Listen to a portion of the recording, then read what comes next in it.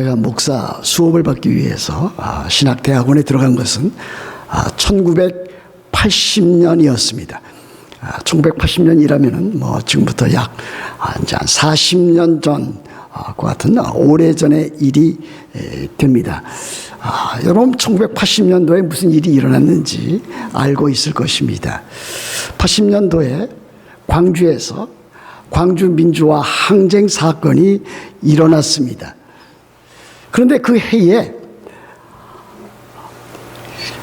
제가 속해 있었던 교단, 또 제가 다니던 신학교, 신학대학원이 엄청난 갈등과 분규를 겪게 되었습니다. 그래서 결국 교단도 둘로 나뉘어지고 신학교도 둘로 나뉘어지게 되었습니다. 그래서 저는 나뉘어진 신학대학원, 합동신학원이라고 하는 그 대학원으로 발걸음을 옮길 수밖에 없었습니다. 대부분의 교수님들과 학생들이 거기에 합류해서 새로운 교단과 새로운 신학교를 만들기 위해서 그렇게 한 것입니다. 그러므로 새롭게 시작된 합동신학원이라고 하는 그 신학대학원은 새로 시작하면서 이 교단과 학교에 그 표를 세웠습니다. 그 표가 첫 번째는 바른 신학, 두 번째는 바른 교회, 세 번째는 바른 생활, 이렇게 바른 신학, 바른 교회, 바른 생활이라고 하는 이 표를 앞세우고 이제 개혁 운동을 시작을 하였습니다. 세월이 지나면서 이제 교단과 신학교뿐만이 아니라 그 교단에 속해 있었던 교회들, 그리고 또 다른 교회들도 그 표로 이제 신학이라고 하는 그 용어가 일반 교회에는 좀 힘들게 또 어렵게 여겨지기 때문에 신학이라고 하는 그 용어를 신앙으로 바꾸었습니다. 그래서 바른 신앙, 바른 교회, 바른 생활이라고 하는 표를 이제 여러 교회에서 표로 걸고 이제 교회와 또 신앙생활의 지침으로 삼았던 그와 같은 일들이 많이 있었습니다. 저 역시 이제 금년에 2019년도를 이제 다 보내며 2020년도를 맞이하면서 새로운 2020년도 교회 표를 정하면서 디모데전서 4장 3장 죄송합니다. 14절에 있는 말씀, 배우고 확신한 일에 거하라라고 하는 그 표 아래 세 가지 나름대로 이제 제가 신학교 시절부터 지금까지 마음에 품어왔던 그와 같은 표를 거기에 넣게 되었습니다. 바른 신앙, 바른 교회, 바른 생활입니다. 그래서 금년 또 나머지 또 내년 한 해를 이와 같은 2020년도 표와 함께 여러분들과 함께 하나님의 인도와 은혜를 따라서 걸음걸음 잘 진행해 나가려고 합니다. 그래서 오늘 설교 제목도 이 유다서 3절과 4절에 있는 말씀 가운데서 바른 신앙, 바른 교회, 바른 생활이라고 하는 제목으로 여러분들에게 말씀을 드리려고 합니다. 유다서는 신약 성경에 있습니다. 아마 여러분들에게는 매우 생소한 성경책 가운데 하나일 것입니다. 유다서입니다. 이때의 그 유다는 가룟 유다가 결코 아니고 여기 유다는 야고보의 형제라 그랬습니다. 그리고 예수 그리스도의 종이라 그렇게 보여주고 있습니다. 근데 실제로 이 유다는 예수 그리스도의 형제입니다. 예수 그리스도의 half brother가 됩니다. 야고보라든지 유다, 이와 같은 형제들은 요셉과 마리아를 통해서 이렇게 자연적인 출생을 하였지만은 예수 그리스도는 마리아를 통해서 잉태하고 태어났지만은 탄생했지만은 성령으로 말미암아 태어났기 때문에 그들과는 차별이 있는 것을 여러분들이 기억하셔야 될 것입니다. 특별히 야고보서를 보시면은 이 야고보는 우리 주님에 대해서 고백하기를 영광의 주라 이렇게 고백하고 있는 대목을 찾아볼 수가 있을 것입니다. 여하튼 오늘 이 유다서의 저자인 그 유다는 흩어져 있는 여러 하나님의 백성들에게 이 편지를 기록하고 있습니다.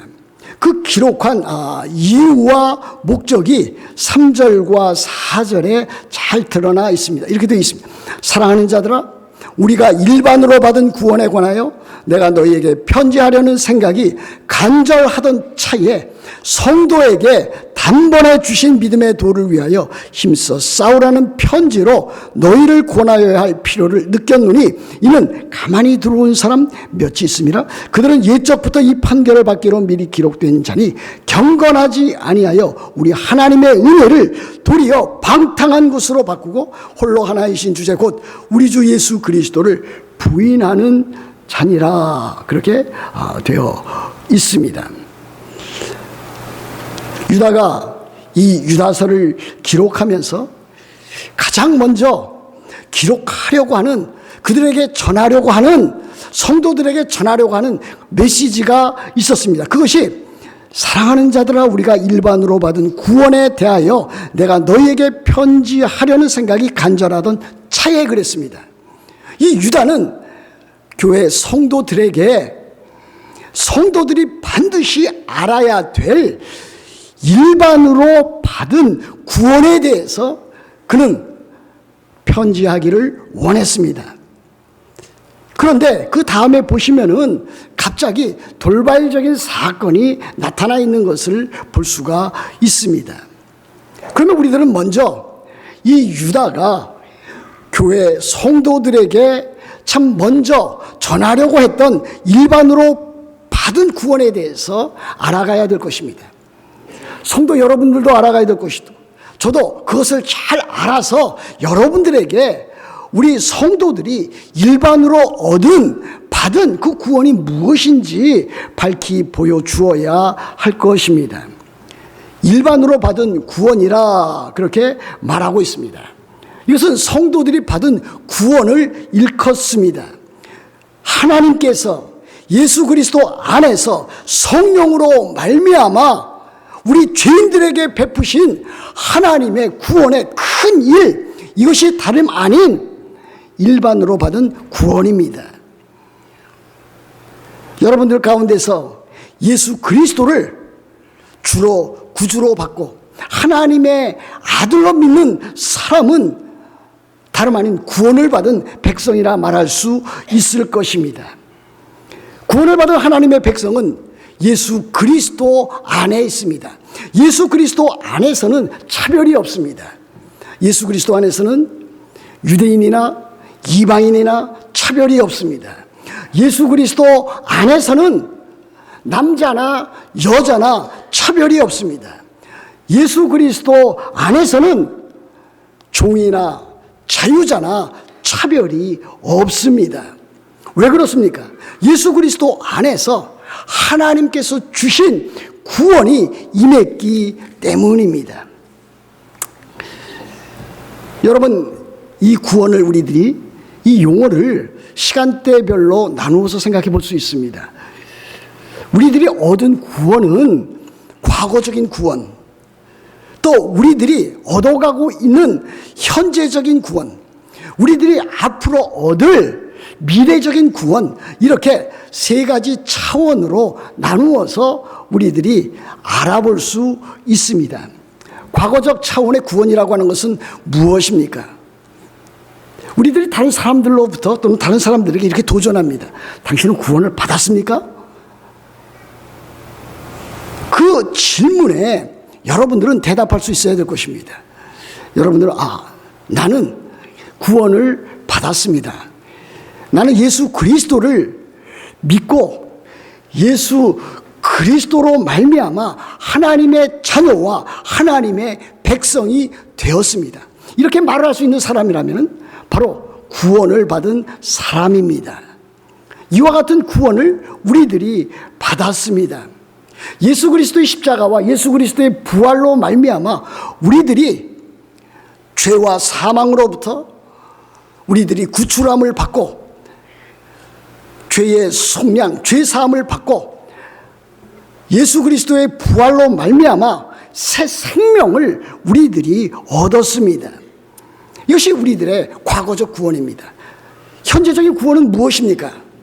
그것도 구원이라고 하는 말로 표현할 수 있습니다. 빌립보서 2장 12절과 13절 말씀에 보시면은 두렵고 떨림으로 너희가 구원을 이루라 그랬습니다. 구원을 받은 사람에게 사도 바울은 또다시 구원을 이루라고 말하고 있습니다.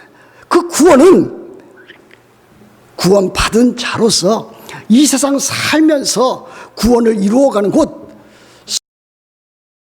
성결함과 깨끗함과 성화 이루어가는 하나님의 자녀로서의 삶을 이루어 나가서 예수 그리스도를 닮아가고 하나님의 형상을 이루어 나가는 그와 같은 일입니다.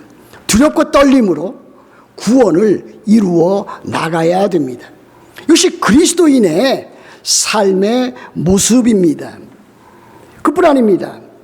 우리들에게는 미래에 또 다른 구원의 차원이 있습니다. 그것은 무엇입니까? 우리 주님께서 예수 그리스도께서 이제 영광 가운데 다시 오실 때에 재림하실 때에 이루어 놓으실 완성된 구원입니다. 우리들이 이 세상 살다가 죽게 됩니다. 죽게 되면 어떻습니까? 주님의 품 안에 거합니다. 그러나 그것은 완전한 구원은 아닙니다. 왜 그렇습니까? 몸의 부활이 있어야 되기 때문입니다. 예수 그리스도의 재림으로 인해서 몸의 부활을 그리고 온전한 인간성을 가진 참 사람으로서 예수 그리스도를 만나고 영원한 저 천국 새하늘과 새 땅에 들어가는 우리들의 유일무이한 그 소원, 복스러운 그와 같은 소망을 가지고 얻게 되는 그 구원을 말하고 있습니다. 이것이 곧 미래의 구원입니다. 여러분, 이것이 우리들의 소원이 되고 소망이 되고 또 대망이 되어야 되지 아니하겠습니까? 그때가 되면은 우리들은 우리 주 예수 그리스도를 얼굴과 얼굴로 만나게 될 것입니다. 우리들은 삼위일체 하나님과 영원토록 날로 새로워지는 그와 같은 삶 가운데서 영생 가운데서 참으로 복된 나날의 삶을 우리들은 갖게 될 것입니다. 그것에는 죽음이 없습니다. 그것에는 아픔이 없습니다. 그것에는 고통이 없습니다. 도리어 그것은 복과 은혜와 사랑과 평강의 나라입니다. 완성된 나라입니다. 에덴 동산이 완성적으로 회복되어지는 그와 같은 나라입니다. 저는 여러분들이 이와 같은 일반적인 구원에 대해서 하나님의 말씀을 통해서 날로 알아가고 배워나가기를 원합니다. 하나님의 말씀이 가르쳐주는 대로 여러분들이 금년 한 해를 살아왔다면 또 내년 한 해도 하나님의 말씀을 따라서 여러분들이 살아가야 될 것입니다. 그야말로 배우고 확신한 일에 거하면서 바른 신앙생활을 해야 될 것입니다. 여러분들이 바른 신앙생활을 해 나가기 위해서 어떻게 해야 될 것입니까? 하나님의 말씀을 여러분들이 생명의 양식으로 늘 받아야 됩니다. 여러분, 하루에 세 끼 밥을 먹지 않습니까? 세 끼 밥을 먹어서 여러분들이 건강을 유지해 나가듯이 여러분들이 하루에 참으로 정해진 일정한 그 분량의 성경을 참으로 날마다 읽어나가고 체계적으로 읽어나감으로 인해서 생명의 양식으로 여러분들이 받아야 될 것입니다. 구원 얻은 사람이 어떻게 하나님의 말씀을 읽지 않을 수가 있습니까? 그렇지 않습니까? 여러분 가운데 지난 일주일 동안에 또는 또 한 달 동안에 성경 한 번도 펼쳐보지 아니했다. 어느 누구가 그를 그리스도인이라, 참 믿음을 갖고 있는 신앙생활하는 그리스도인이라 말할 수 있겠습니까? 또 그리스도인의 바른 신앙은 또 무엇입니까? 이와 같은 복음과 구원에 대한 진리를 잘 알고 생활 가운데서, 교회 생활 가운데서, 그 삶의 모습 가운데서 드러내는 그와 같은 일입니다. 저는 여러분들이 2020년도 한 해 동안에 주보에도 실어 놓았습니다만은 성경 문제지를 지금 계속적으로 내시는 분이 한 25분 정도 되고 있습니다만은 우리 예배에 참여하는 교회 공동체 모든 사람이 힘들고 어려워도 2020년도 한 해는 성경 읽기, 구약 성경과 신약 성경을 한번 우리들이 힘써서 읽어보자. 그래서 거기에 나타난 하나님과 예수 그리스도와 구원과 성령과 교회와 우리들의 삶과 미래와 모든 것을 한번 제대로 알아가 보자. 성경 읽기, 성경 일독하기 운동을 여러분들에게 강력하게 추천하고 또 그렇게 요청하는 바입니다. 그리스도인은 성경 말씀을 읽어야 됩니다. 또 무엇을 해야 됩니까? 그리스도인은 예배에 참여해야 됩니다.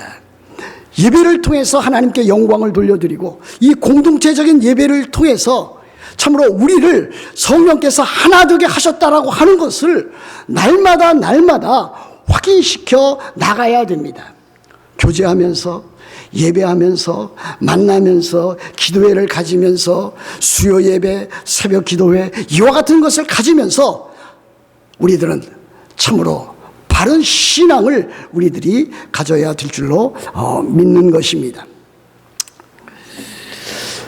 이와 같은 일반적인 그 구원, 일반으로 받은 구원에 대해서 우리들 하나님의 말씀을 통해서 잘 알아가야 됩니다.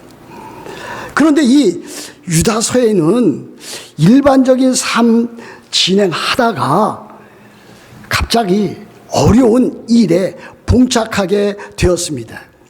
그것은 무엇입니까? 여기 보시면은 유다가 성도에게 단번에 주신 믿음의 도를 위하여 힘써 싸우라는 편지로 너희를 권하여야 할 필요를 느꼈다 그랬습니다. 우리도 그렇지 않습니까? 우리도 아침에 일어나서 이제 하루의 일과를 시작합니다. 경건의 시간 큐티를 갖는 사람이 있습니다. 또 어떤 분은 또 이제 새벽 기도에 나와서 새벽 기도로 하루를 시작하는 분이 있습니다. 끝나고 나서 아침 식사를 하고 또 이제 가정 주부 가운데는 또 집안일을 또 직장 다니는 사람은 직장 일터에 가서 또 이렇게 열심히 성실하게 일을 합니다. 또 돌아와서는 또 어떻습니까? 돌아와서는 또 저녁 시간이 되면 저녁 식사를 함께하고 뭐 TV를 본다든지 가족 식구들과 대화를 하든다든지 또는 밖에 나가서 산책을 한다든지 여러 가지 자기 나름대로의 삶을 이렇게 살아갑니다. 그것이 우리들의 일상적인 삶입니다. 그 루틴한 삶입니다. 그러나 갑자기 어려운 일이 아니면 갑자기 중요한 일이 생길 때가 있습니다. 외부에서 참으로 멀리 떨어져 있던 친구가 한국에서 타주에서 방문하게 됩니다. 그러면은 일상적인 하던 일들이 이제는 참으로 중요한 일만 해놓고 나머지는 그 친구를 만나서 그 친구를 돕고 교제하고 식사도 하고 또 여러 가지 일들을 하게 됩니다. 또 가정에 갑자기 우환이 닥칠 때가 있습니다. 남편이 아프다든지 또는 아내가 아프다든지 자녀가 아프다든지 부모가 아플 경우도 있습니다. 그때는 또 그 일에 또 매진을 해야 됩니다. 닥터 오피스에 가야 되고 또 하스피틀에 가기도 하고 또 이 모양 저 모양으로 이 사람 저 사람에게 알아보기도 하고 또 그렇게 해서 그 위기와 어려움을 또 대처해 나가는 것을 볼 수가 있습니다. 뭐 우리 교회도 사실 그랬습니다. 제가 이제 뉴욕 만나교회에 온 지 이제 상당 부분 됐습니다. 한 22년, 23년 이렇게 흘렀습니다. 그동안 여러 가지 많은 일이 있었습니다. 우리들이 일상적으로 예배를 하는 일들, 그 같은 일들을 진행하는 가운데 우리들이 이쪽으로 이제 이전하게 되었습니다. 교회당을 이전하게 되었습니다. 지금처럼 이와 같은 모습이 아니었습니다.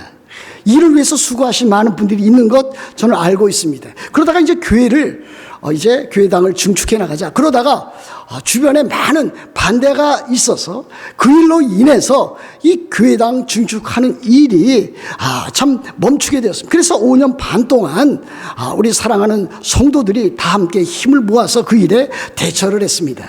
시의원도 만나고 우리 주변 이웃들도 우리들이 만났습니다. 설계를 다시 변경해서 이제 증축이 신축으로 이렇게 변경해서 그렇게 했습니다. 그와 같은 과정 가운데 많은 어려움이 있었지만은 그와 같은 일들을 하나님의 그야말로 은혜로 잘 우리들이 극복해 나오고 여기에 있게 되었습니다. 우리들의 삶 가운데는 일상적인 신앙생활이 있는 반면 때에 따라서는 힘들고 어렵고 걸쳐 가야 하는 그와 같은 일들도 종종 발생하는 것을 보게 됩니다. 그런데 이 유다서에 나타난 이 교회에 문제가 생겼습니다. 이 문제를 해결하기 위해서 이 유다는 성도에게 단번해 주신 믿음의 도를 위하여 힘써 싸우라는 편지를 이제는 해야 되겠다고 하는 그 같은 내용을 가지고 이 유다서를 쓰게 된 것입니다. 그 이유는 또 무엇입니까? 여기 보시면은 4절 보시면은 가만히 들어온 몇 사람이 있다 그랬습니다. 거짓 교사입니다. 거짓 선지자들입니다. 자기는 참 선지자라 그러고 참 교사라 그러지만은 실제로 보면은 그렇지가 않습니다. 여러분 교회 내에도 그 같은 일들이 있을 수 있다라고 하는 것을 여러분들이 살펴보셔야 합니다. 한국에서도 그렇고 이 미국에서도 신천지라고 하는 이단이 들어와서 교회를 엉망진창으로 만들고 또 그렇게 파괴했던 그와 같은 일들이 있었습니다.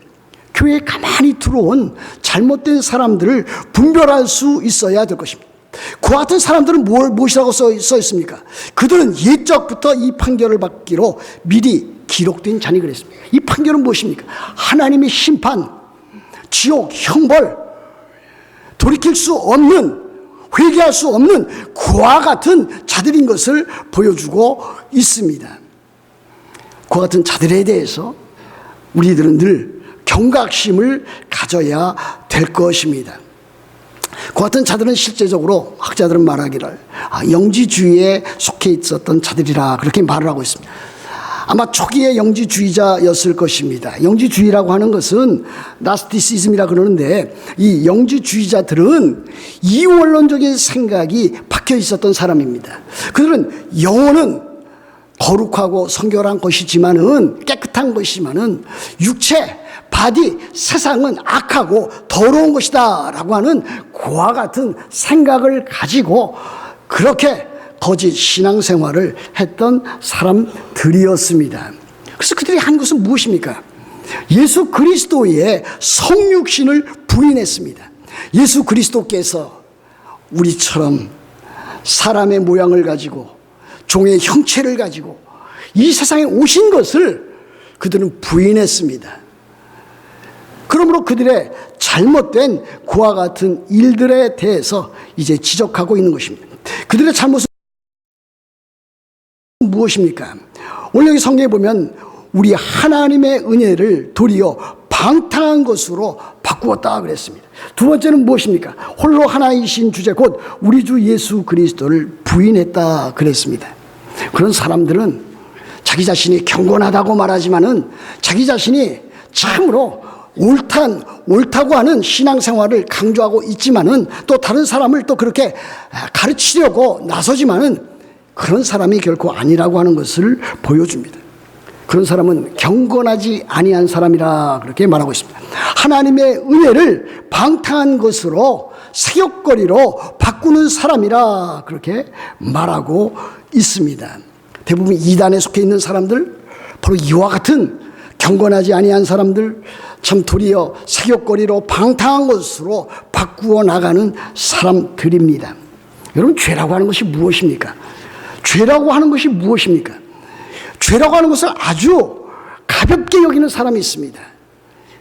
자기의 생각이라든지 말이라든지 행동이라든지 습관 가운데 범하는 그 같은 죄를 뭐 누구나 다 범하니까 그건 중요한 것 아니다.